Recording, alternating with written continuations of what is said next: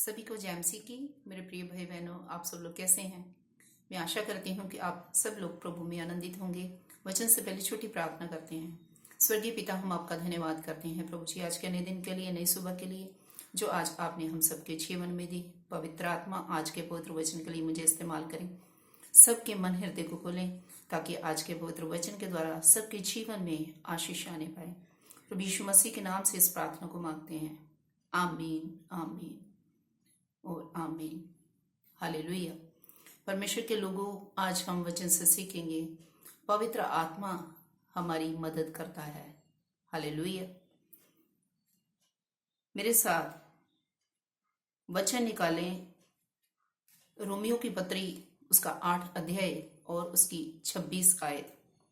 इसी रीति से आत्मा भी हमारी दुर्बलता में सहायता करता है, क्योंकि हम नहीं जानते कि प्रार्थना किस रीति से करना चाहिए, परंतु आत्मा आप ही ऐसी आहें भर भर कर जो बयान से बाहर है हमारे लिए विनती करता है।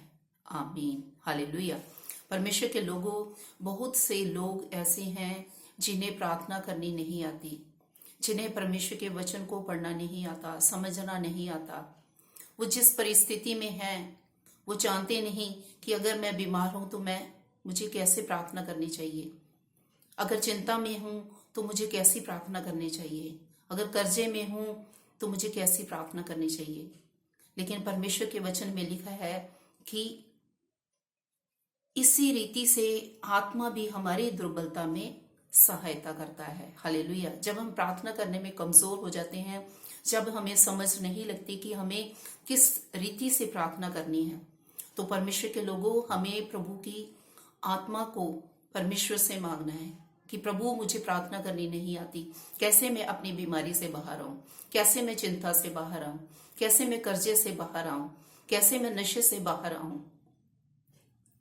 तो परमेश्वर के लोगों, आपको परमेश्वर की आत्मा को मांगना होगा।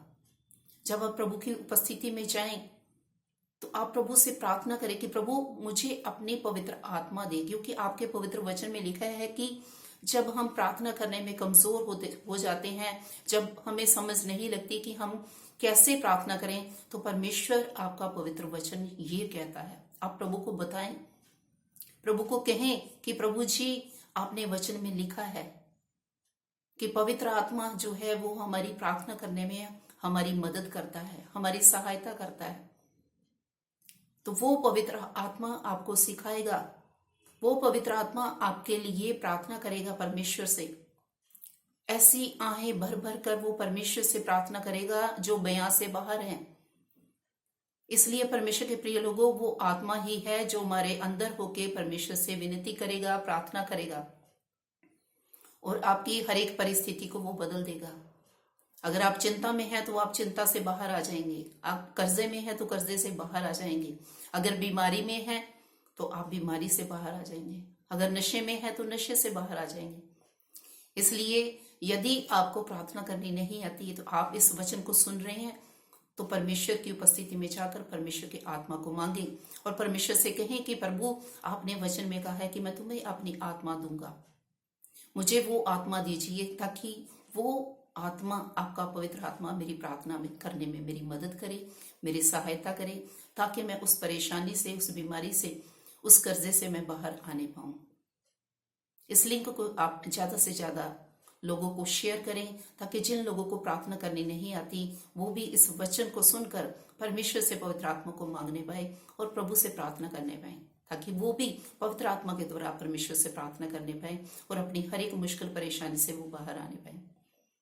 इस वचन के द्वारा प्रभु आप सबको बहुत से आशीष बरकत दे। सबको जय मसीह की। God bless you all.